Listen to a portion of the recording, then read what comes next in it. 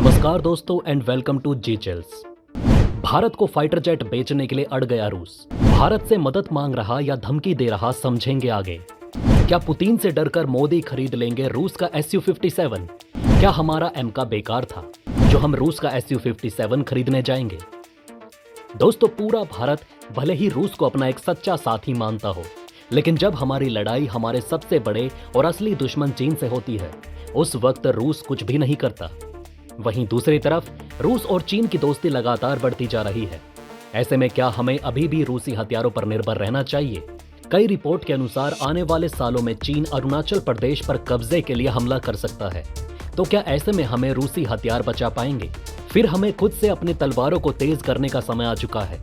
Ukraine युद्ध के बाद से ही भारत रूस की लगातार मदद कर रहा है, लेकिन अब उसकी डिमांड बढ़ती जा रही है।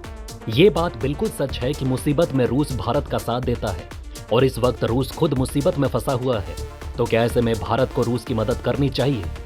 रूस चाहता है कि भारत उसका और भी ज्यादा हथियार खरीदे, लेकिन वहीं भारत को हमेशा ये डर सताता रहता है कि जो हथियार रूस हमें बेचता है, सेम वही हथियार वो चीन को भी बेच देता है। ऐसे में भारत को अपने दुश्मन चीन के ऊपर कोई बड़ा एज नहीं मिल पाता। हाल ही में खबर आई थी कि रूस भारत को अपना Su-57 ऑफर कर रहा है।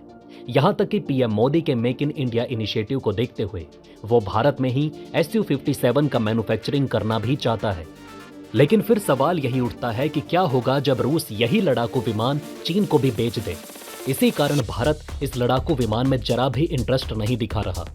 कई जानकारों का मानना है कि रूस के Su-57 से लाख गुना अच्छा अमेरिका का F-35 है, क्योंकि F-35 लड़ाकू विमान अमेरिका किसी भी सूरत में चीन को ऑफर नहीं करेगा। ऐसे में अगर भारत इस लड़ाकू विमान को खरीदता है तो चीन के ऊपर हमेशा एक एज बना रहेगा। इसी के साथ कई लोग 5वीं पीढ़ी के लड़ाकू विमान Su-57 को एक स्टेल्थ लड़ाकू विमान भी मानते हैं। उनके अनुसार इससे तो अच्छा राफेल या Su-35 है। इस तरह की खबरें फैलती रहती हैं कि रूस यूक्रेन में तैनात अमेरिकी पैट्रियट मिसाइल डिफेंस सिस्टम के कारण Su-57 को यूक्रेन के ऊपर नहीं उड़ाना चाहता। इससे ये बात साफ पता चलती है कि रूस का ये लड़ाकू विमान स्टेल्थ फीचर का नहीं है। अगर इसमें स्टेल्थ फीचर होते तो अब तक ये लड़ाकू विमान कई बार यूक्रेन के अंदर घुसकर उसकी राजधानी पर बम धमाका कर चुका होता। लेकिन यूक्रेन में तैनात अमेरिकी पैट्रियट मिसाइल डिफेंस सिस्टम की वजह से अभी तक रूस ने अपने इस विमान का भरपूर उपयोग नहीं किया। जबकि भारत में लोगों का मानना है कि हम खुद अपने एम का फाइटर जेट पर काम कर रहे हैं, तो फिर ऐसे में हमें विदेशी लड़ाकू विमान खरीदने की क्या जरूरत? वैसे इस पूरे विश्लेषण पर आप क्या सोचते हैं? क्या हमें रूस का यह लड़ाकू विमान लेना चाहिए या नहीं? लेकिन वहीं दूसरी तरफ यूक्रेन युद्ध में फंसा हुआ रूस इस लड़ाकू विमान के निर्माण में भारत की मदद पाने के लिए जिद पर अड़ चुका है। उसे पता है कि वो यूक्रेन युद्ध में बुरी तरह उलझा हुआ है। ऐसे में वो अकेले इस लड़ाकू विमान को आगे भारी मात्रा में नहीं बना पाएगा। रूस को पता है कि इस वक्त भारत के पास पैसे और मैन पावर की कोई कमी नहीं। इस कारण इसकी मैन्युफैक्चरिंग में वो भारत की मदद चाहता है। रूस अपने Su-57 की मैन्युफैक्चरिंग में कभी भारत की मदद मांग रहा है तो कभी यूएई की। रूसी मीडिया में कुछ समय से ये खबरें चल रही हैं कि रूसी सरकार भारत के साथ मिलकर Su-57 फाइटर जेट का संयुक्त निर्माण करना चाहता है। अभी तक भारत की तरफ से कोई आधिकारिक बयान सामने नजर नहीं आया। रूस इसके लिए संयुक्त अरब अमीरात को भी प्रस्ताव भेज चुका है। ये फाइटर जेट दुनिया के 10 सबसे खतरनाक फाइटर जेट में दूसरे नंबर पर आता है। भारत इस प्रोजेक्ट में एकदम इंटरेस्ट नहीं ले रहा, क्योंकि उसके अपने फाइटर जेट के कई सारे प्रोजेक्ट चल रहे हैं। सबसे पहली चिंता की बात है सुखोई Su-57 फाइटर जेट की परफॉर्मेंस। क्या ये 5वीं पीढ़ी का फाइटर जेट भारत के लिए उपयुक्त होगा? कई लोग इसे एक सच्चा 5वीं पीढ़ी का स्टेल्थ फाइटर जेट मानने को तैयार ही नहीं होते, क्योंकि भारत खुद स्वदेशी एडवांस मीडियम कॉम्बैक्ट एयरक्राफ्ट बनाने में जुटा हुआ है। दूसरी तरफ भारतीय तेजस को खरीदने के लिए दुनिया लाइन में लगी हुई है।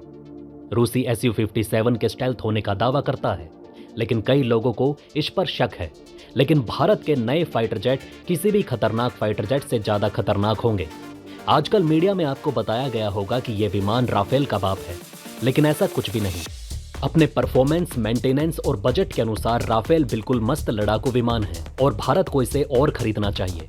Su-57 फाइटर जेट के इंजन टेक्नोलॉजी, रडार सिस्टम और इलेक्ट्रॉनिक वॉरफेयर क्षमता को लेकर भी भारत को चिंता है। इसी कारण भारत में भी इसकी लोकप्रियता उतनी नहीं है जितनी F-35 की है। एम का भारतीय वायुसेना में 2030 के मध्य तक शामिल हो जाएगा। भारत 5वीं पीढ़ी का फाइटर जेट अपने देश के मौसम और जियोग्राफी के अनुसार बनाएगा। आइए जरा ध्यान से जान लेते हैं कि रूस के अनुसार Su-57 की कौन कौन सी मुख्य खासियतें हैं। दोस्तों, सुखोई Su-57 रूस का पहला स्टेल्थ एयरक्राफ्ट है। इसे एक पायलट उड़ाता है। इस फाइटर जेट की लंबाई 65 फीट, विंग स्पैन 46 फीट और ऊंचाई 15 फीट है। मैक्सिमम स्पीड 2135 किलोमीटर प्रति घंटा है। सुपरसोनिक रेंज 1500 किलोमीटर है। यह 2019 से रूस के वायुसेना में शामिल है। रूस ने कुल मिलाकर अब तक 32 Su-57 फाइटर जेट्स बनाए हैं। Su-57 फाइटर जेट में Saturn L-41F1 after burning turbofan 2 engine होते हैं, जो इसे 88 से 147 किलो न्यूटन तक की ताकत देते हैं।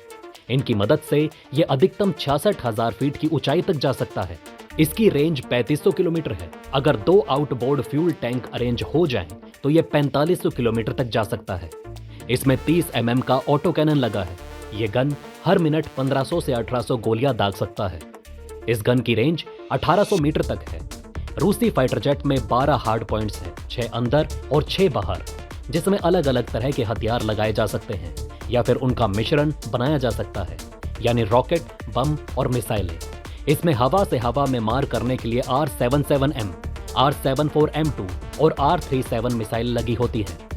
हवा से सतह में मार करने के लिए 4 KH-38M, 4 KH-59 MK2 मिसाइलें लगा सकते हैं। एंटी शिप मिसाइलों के लिए 2 KH-35U या 2 KH-31 का इस्तेमाल किया जा सकता है। इस फाइटर जेट में 4 एंटी रेडिएशन मिसाइलें लगा सकते हैं। इसके अलावा guided, unguided cluster bomb, anti tank bomb और एक्टिव होमिंग बम लगाए जा सकते हैं। तो दोस्तों, इस पूरी अपडेट और विश्लेषण पर आप अपनी राय नीचे कमेंट में जरूर लिखें। जल्द मिलते हैं एक और नई अपडेट के साथ। चैनल को सब्सक्राइब कर लीजिए ताकि आप सभी तक नेक्स्ट वीडियो आसानी से पहुंच सके। वीडियो अंत तक देखने के लिए आपका धन्यवाद।